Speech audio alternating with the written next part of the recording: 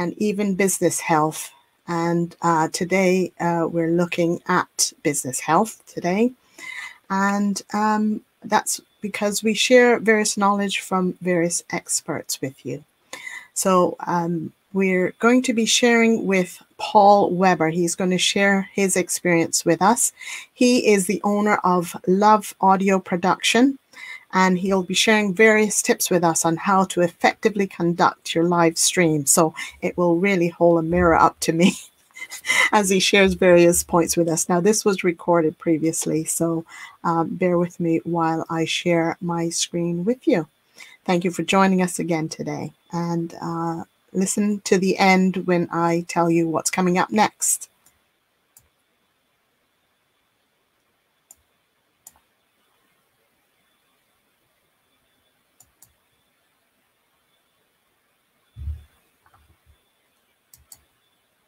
To introduce Paul Weber. He is the owner of Love Audio Production.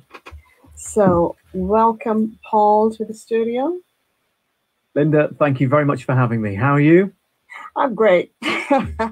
Good. Yeah, and I hope you are too. Doing well.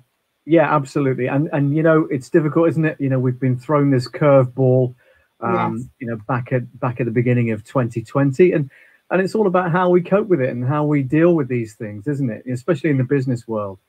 That's right. So that's why I've sort of solicited your help to just help us understand how we can diversify or get our message out there, because a lot of it has to go out now on video and audio and streaming, etc. So I know, you know, we're sort of coming to the end of the lockdown, but I think we'll still be doing a lot of this type of work. Don't you think so? I think it's going to be the new norm. I think a lot of businesses have discovered that actually we can not only save ourselves a fortune in fuel and carbon footprint and saving the planet and all that kind of thing by doing these online streams, but you know, they're far more convenient for you to see a room of your colleagues and peers, you know, rather than having a face-to-face meeting over a coffee and, you know, that kind of thing. And it's not always productive, is it? You know, you do a lot of networking yourself, Linda, so you know these things. Indeed. And they're not always as productive as you'd like them to be. And that's not always your fault. It could be somebody else's fault. Maybe they're not that particularly interested, but they'll do all the right moves. But, you know, at the end of the day, is it somebody you want to do business with? Well, you know, the only way to find that out is obviously, you know, face to face or on a video call, or, you know, people are far less inhibited when they are behind the screen, if you will. So, you know, they're in front of a camera, and, you know, depending on what they've got going on in the background, some of them can be quite distracting, but, you know, we can go over some of those things and get some tips and hints for you. So great. Yeah, okay. Good. Well, before we go any further, let's just backtrack a bit, and let me just understand a bit about who you are, or share with the audience, because everyone won't know who you are, but share with the audience who you are, you know, a bit of your backstory, your background, and then how you come to be where you are now. Sure. Well, thank you very much. Anyway, like I say, thanks for having me on. I began life in Devon, in South Devon, grew up in Teignmouth, and from an early age, I wanted to be a radio presenter. From the age of about 11 or 12, I wanted to be a radio presenter, a radio DJ, as we called them back in the day. Yeah. And so in my early teens, I strived to kind of replicate a radio studio from home. And my dad helped me build a desk and all that kind of stuff. And I used that as a mobile DJ thing as well. So I was out DJing parties and things at the age of 14, 15, 16. I then had my first agent representing me in Exeter when I was 17 and 18. Yeah. And got my first radio gig, proper radio gig, after doing hospital radio in Taunton in 1988.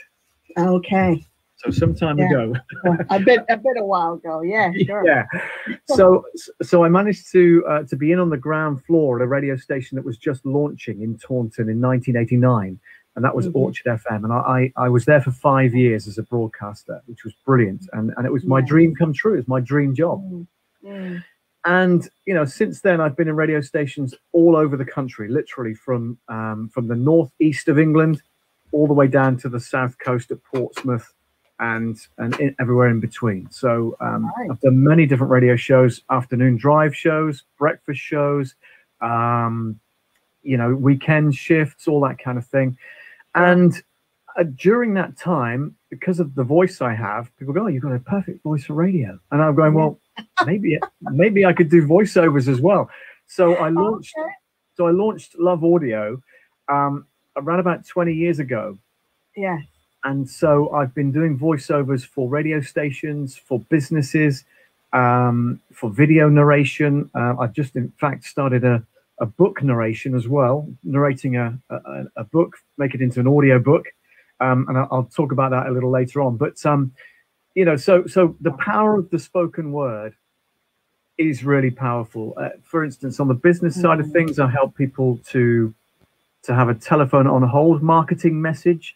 So when they're able to put their callers on hold or transfer them, they would hear a voiceover by me or a female voiceover, whatever it might be, telling their callers what it is they do. Because I bet you bottom dollar that not everybody knows what you do. Even your best clients don't know what you do. Yeah. So, that's true. Yeah. I mean, they have to hear the story a few times first before they kind of get to grip with what you do, don't they? And there's a phrase, thank you. There's a phrase in radio that says repetition builds reputation. So you have to get that message drilled into people before they're going to respond, before they're going to buy from you, before they're going to respond and look at your product. Yeah, well, indeed, yeah. But now, how did you find or how did you switch from sort of audio, etc., and what you were doing with that, or did you like that better then? The voiceover stuff as opposed to the DJing. Well, radio's changed an awful lot. So radio has evolved. There's a lot of big conglomerate radio stations that have bought out or bought up very smaller stations, smaller incremental and commercial radio stations, and that's happened across the country and across the world. It's just the way things are. So last July, I was made redundant from my day job, and decided then to increase my ability to do voiceovers for people, and also to break into the video world. So I go live every Monday night on my YouTube channel, which is brilliant. That's going well. Building up those subscribers. It takes a while, but and again, it's about repetition. If you show up on time and the people like what you do, it's a know, like, and trusting. You know that, Linda, from networking things. It takes a while. Yeah, people buy from people, don't they? So so I found myself diversifying into video. I joined a group of people from America called Live Streaming Pros, and they helped me get the kit right and the look and all that kind of thing. And I got to write that down. Yeah, and it's a fantastic group to belong to. They do a challenge, and this is a good one for you, by the way. They do a challenge twice a year. Okay, it's free. It's free, which is unusual these days, right? Yeah. And it's called LEDA, LEDA, live every day in April or August. So they do it twice a year. So LEDA, live every day in April, and they give you tasks to do every day. Okay, and it's a private Facebook group that you go live in. All right, so there's no pressure. You're not broadcasting to thousands of people. You're broadcasting to a couple of hundred people that have joined this challenge.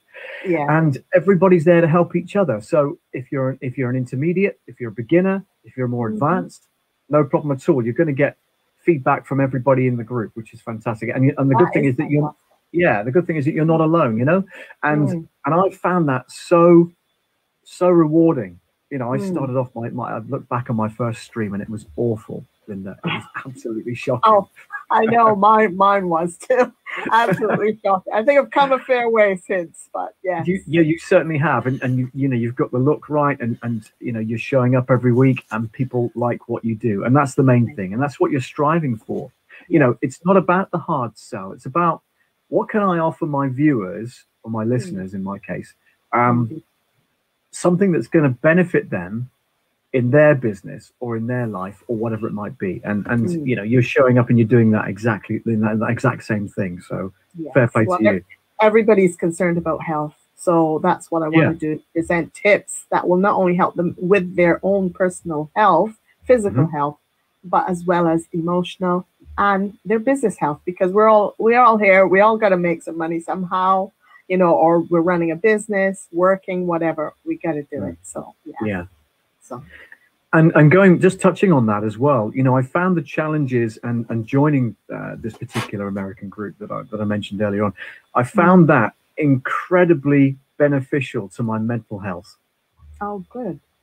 Because of coming out of redundancy. I knew it was going to happen anyway. I'm in the process of Right. selling my house as well, so all that's going on. There's all sorts of changes going on in my life, and I find it going live therapeutic. So it's beneficial to me as a health standpoint, and getting that reaction from people, having people show up, and you putting the comments in the chat and all that kind of stuff. It really does give a boost to your mental health and mental well-being. And you feel like you're helping people too, don't you? Yeah, and that's the main thrust of the show, really, is that I do a show for audio for beginners, literally for beginners.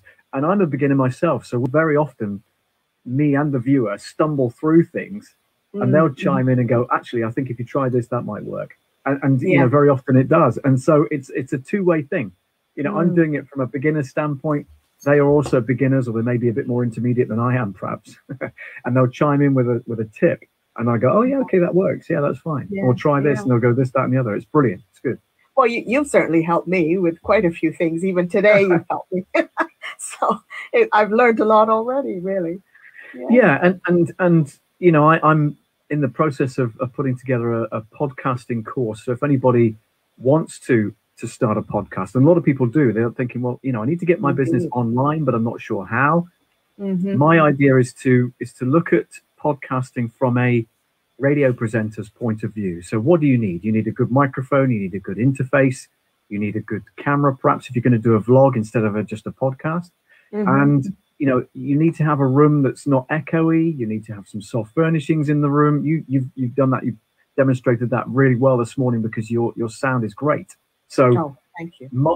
I'm coming at it from an audio production standpoint, in that you want your podcast to sound polished. You don't want it to sound stuffy or, suit and tie kind of thing, but you want it to sound professional, and you want people to be engaged with it week in, week out, or month in, month out, depending on how frequent they are. So from my point of view, thank you. You're the second person this morning that said that, so I need to get my finger out and get it launched, don't I? Oh, definitely.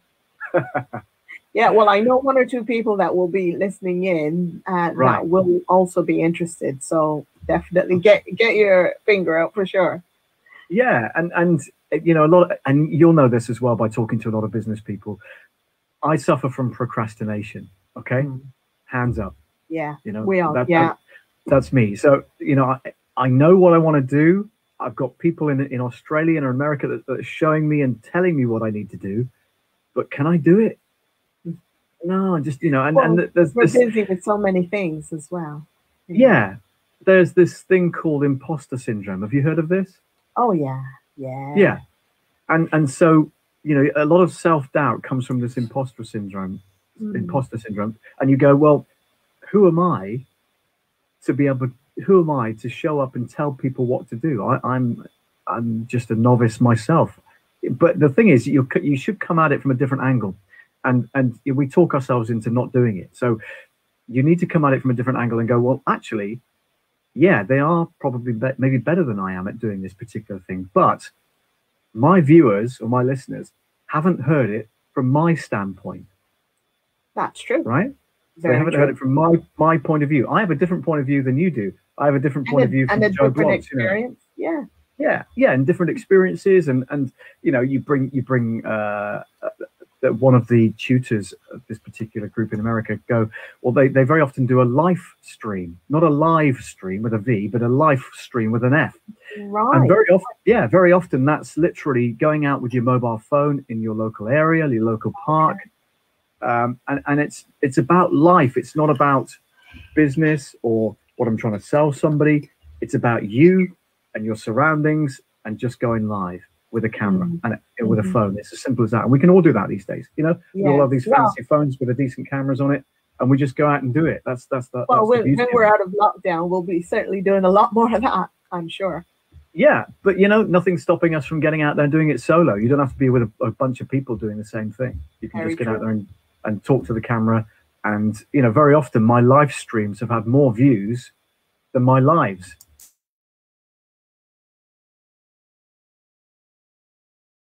Seeing a bit of background and scenery and so on, and that tends to be exciting for people, I think. You know, it does. Yeah, and it's about engagement, isn't it, Linda? It's about making sure that your audience is engaged with what you're trying to say or do. So you know, that's the point. That's the point, right?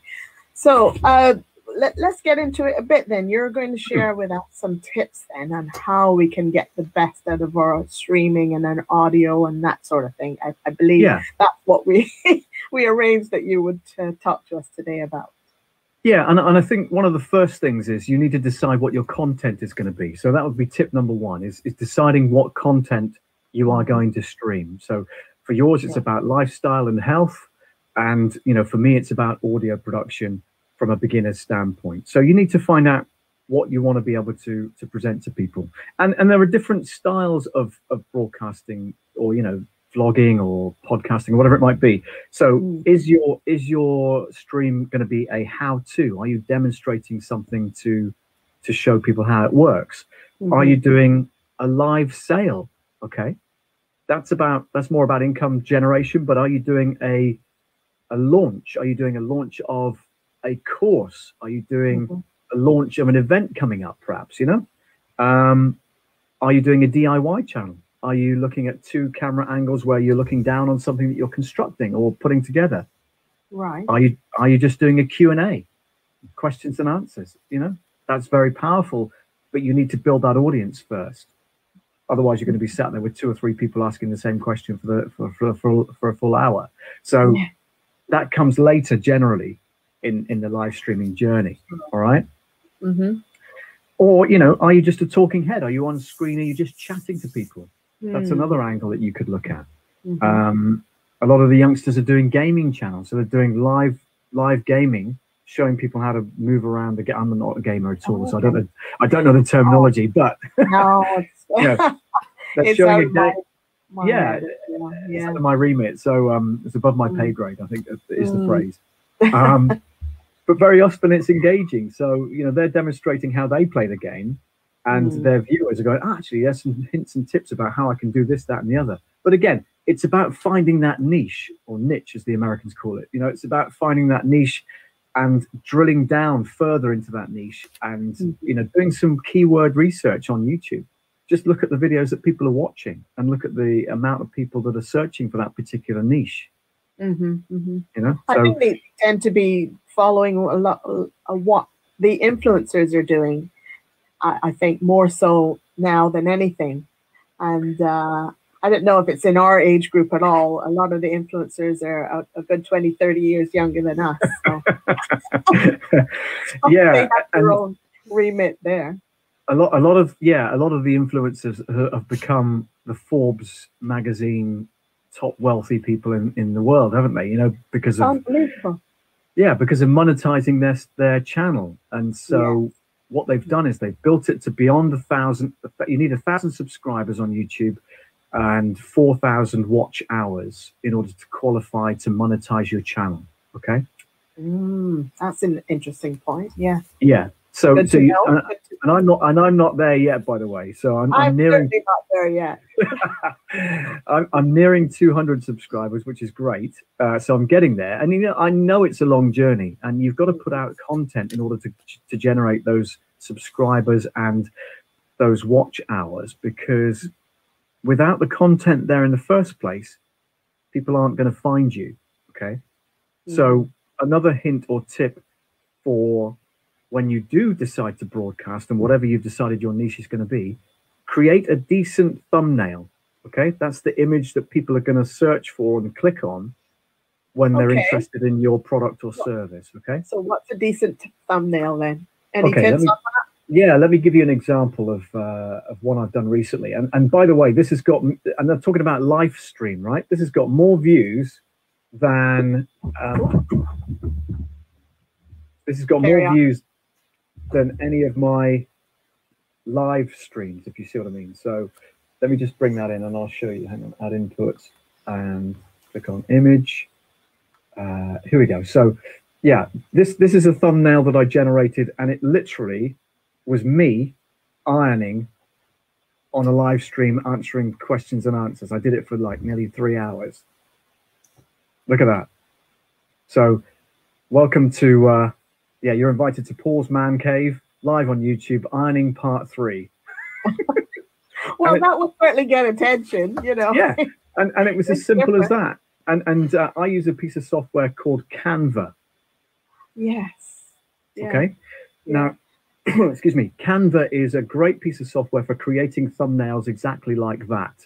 And it's very intuitive, very easy to use. You drag your images in, and you'll notice that I've got my image on there. And it's useful to have your own image, your own photo of yourself in those thumbnails.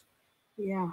That makes it more personal to you, Linda. So, you know, if you're looking at designing a thumbnail with your logo, of course, that's prominent. That needs to be prominent on that thumbnail. But also having an image of you. And with Canva, you can import the image and click on edit and click on background remover. And it automatically takes out the background that you happen to have photographed yourself in. So yes. you just end up with this overlay, this cutout of me like that with no other background in it. Yeah, yeah. It's really cool. It's really cool. And I would highly recommend it. So it's Canva, CANVA. I've used it myself. Yeah, but I didn't realize that you could sort of use it as a to help with your thumbnails, etc. It's so powerful. You can also create short videos with it as well. Yes. And they have templates for every social media platform you can think of. So YouTube, Facebook, Twitch, LinkedIn, whatever it might be. So yeah, you know, you can search those things all day long. It's really good. Really good. That's a good tip, actually. I like that. So make sure your thumbnail is going to stand out. Don't make the writing too small so that people can't see it on a mobile phone. You know, when you're scrolling through thumbnails on mobile phones, you want it to pop, you want it to stand out. So use good graphics, not too many fonts, as it were. Try and keep the fonts to 2 or 3 if you can, and hopefully in the same font as your logo. That will make it pop as well. Secondly, you want to make sure your title does what it says on the tin. So like that one says, "Welcome to Paul's Man Cave, I'm just ironing." And it was just literally that, okay? And that's had more views on it than some of my live streams, which is bizarre, isn't it?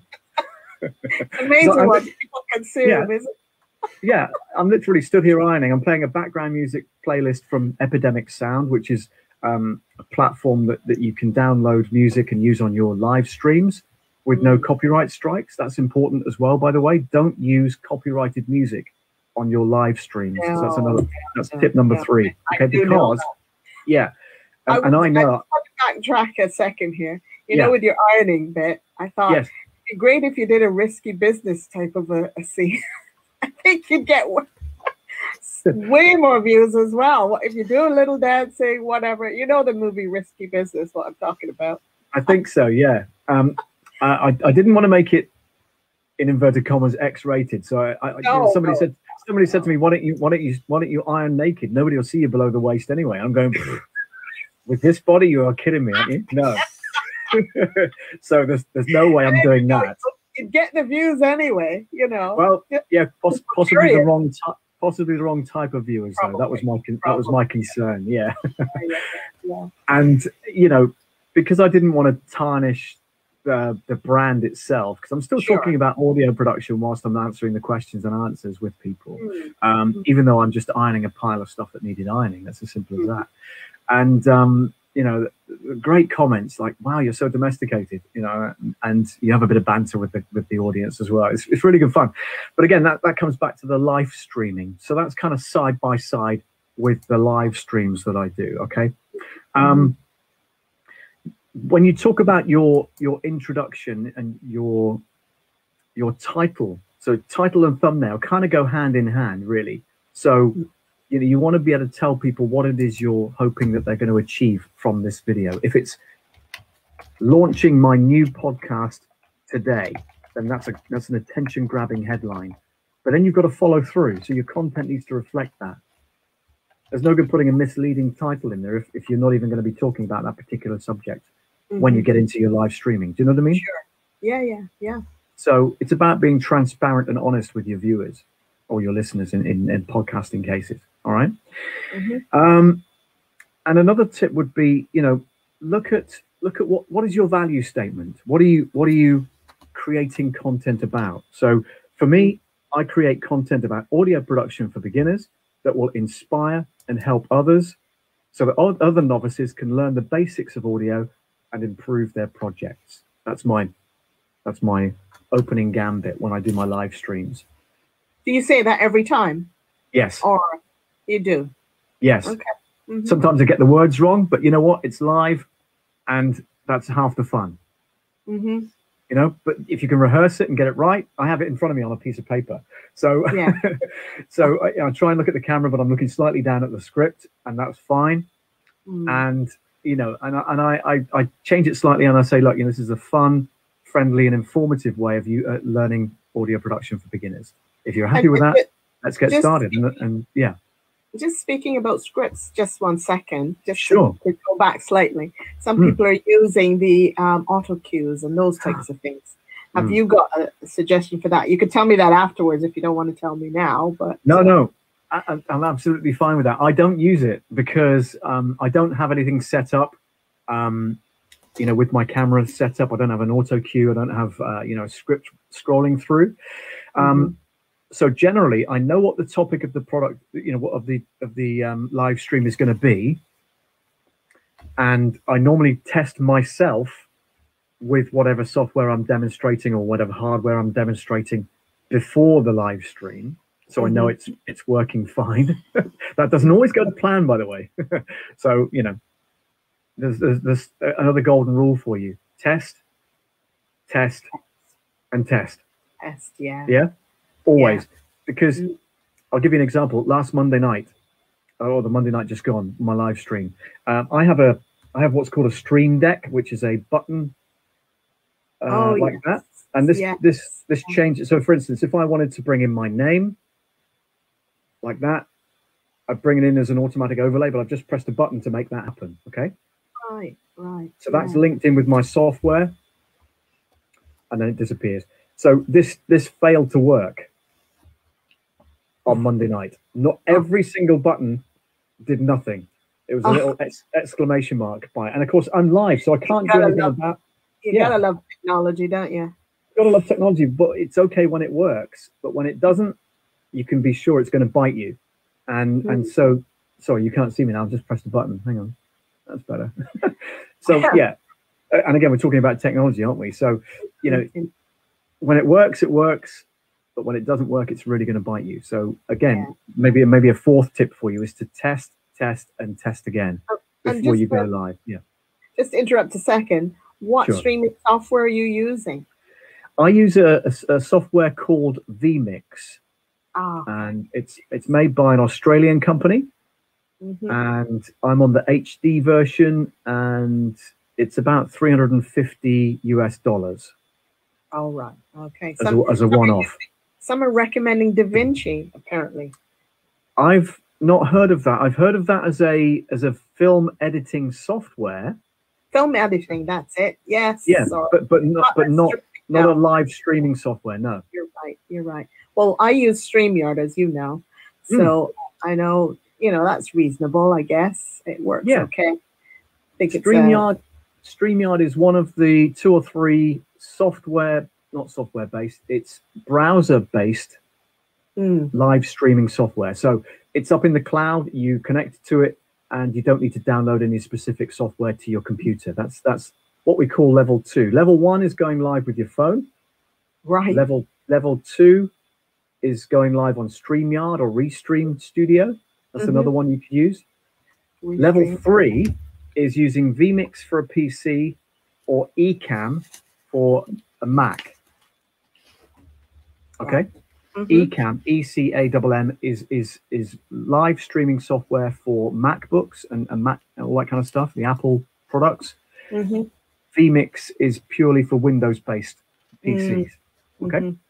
Yeah. And then Live Streaming Pros is the organization I was talking about earlier on. They say that level 5 is when you've got super duper cameras, beautiful set, lighting, this, that, and the other.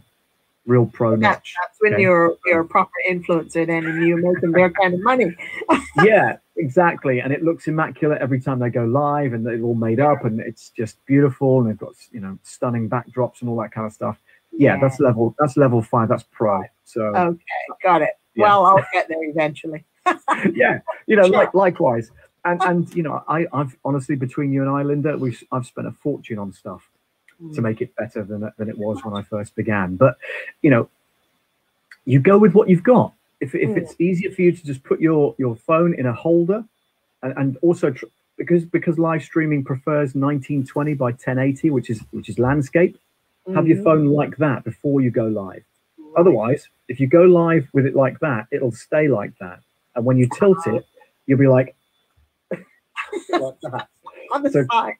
So start with it like that and then go live. All right, that's another tip for you. Not like that, unless you're looking at doing a TikTok video or a YouTube short, which is a short you know, like a portrait video, not landscape. But generally, I would suggest going landscape. Yeah. Sure. Got it. Okay. All right. So we're doing the tips still. Sorry, I interrupted you. So. Yeah, no, not at all. I'm just going through the kind of things that I think will be beneficial to viewers if they're you know, if they're looking at doing live streaming to pivot their business. Then it's a great opportunity for you to get your brand in front of a new audience or even an existing audience, but you're showing them up close and personal what it is you'd like them to do. It's a call to action. Okay. Okay. So, you know, for instance, if I am going back to, you know, overlays and slides and things like that, if I wanted to get people to subscribe to or to look at my website, I've got an overlay for that, which looks like that. So there's me still live in the picture here, okay, and then they've got an opportunity to look at the website and stuff like that. So that's another way that you can bring your audience, you can engage with your audience, and make them do something which is not hard sell. You're just influencing them. You're just asking them to push a button, aren't you? Yeah. You know? Yeah. Quite simply. So that's a good tip. Yeah. Yeah. And you know, if there's anything else that you want to ask me, please do. You know, particularly with regards to audio, because I'm obviously that's my main thing is the audio side of it. Even though I'm going live on video now more than I ever did, it's still about, because there's a saying that goes about, Linda, and it's people will watch a bad video as long as the audio is good. Right. Yeah. But if the audio is awful, they're less likely to watch the video. Okay. I had a few problems with that myself. You know, a few of mine where the audio wasn't syncing with the video. And I guess one of the tips that I've learned is that you have to be connected to the Ethernet. And I was doing everything on Wi-Fi. So there we are. By far the best connection is Ethernet. If you can connect directly to your computer and then to your router, then that's a far more reliable platform to go live on instead of Wi-Fi, because Wi-Fi is okay if you're in a good Wi-Fi spot. However, different things affect it in different ways. The thickness of your walls, the line of sight between you and the router, or you and the Wi-Fi connector, whatever it is. You know, all of these things affect the Wi-Fi signal. So you're better off connecting via a hardwired connection to your router wherever possible. That will get you the best stability. Yeah. Good. So yeah, well, we're coming down to crunch time. Okay. Have you sort of finished your tips, or have you got a couple more you want to squeeze in? I think that'll do for now. People are going, so much information to take in. And you know, there is a lot of information to take in. We've literally just scratched the surface, really, with regards to, you know, how businesses can pivot in this day and age.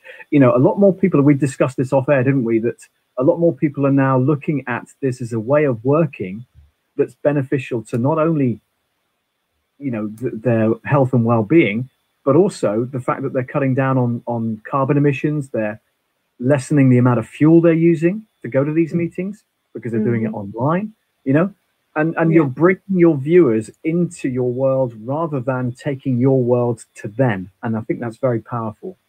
Yes, yeah. Well, I mean, you shared, like you said, you shared some good tips today, I'm sure you have lots more. So maybe I can have you back for a part 2, possibly. I'd love that. Yeah, for sure. Yeah. And of course, people can join you as well on your event that you're having, or you said you're doing a course. So maybe you could tell me more about that course, and I'll get the message out so that people can join up on your course. That's very kind of you. I do a podcast myself, which you can find on my website, which is loveaudio.co.uk. And excuse me, I only do one a month so far. So I've got 3 up there so far, 3 podcasts that you can link to directly from that website. So yeah, I appreciate that. Thank you. Great, good. So I want to thank you very much today, Paul, and we'll be certainly trying to organize a part 2. So thanks again. It's been an absolute pleasure, Linda. Thank you for having me. More than welcome. Bye for now. Bye for now. So that was Paul Weber. I don't know if you got some value out of that, but I most certainly enjoyed that immensely. And I got a lot of information and value out of that, because we more or less have to do videos and streaming. We're on Zoom, etc. So that seems to be the new normal, even lockdown or no lockdown. That's what we have to be doing. So it's good to learn how to deal with these various tools, etc. So thank you for joining me today. And next week, we have Lorraine Stamp, who is a sort of happiness coach. So she will be sharing details on how we can have a positive outlook. So we'll be looking at emotional and mental well-being and health next week. So thanks again for joining us. Same time, same space next week, 4 p.m. GMT. See you then.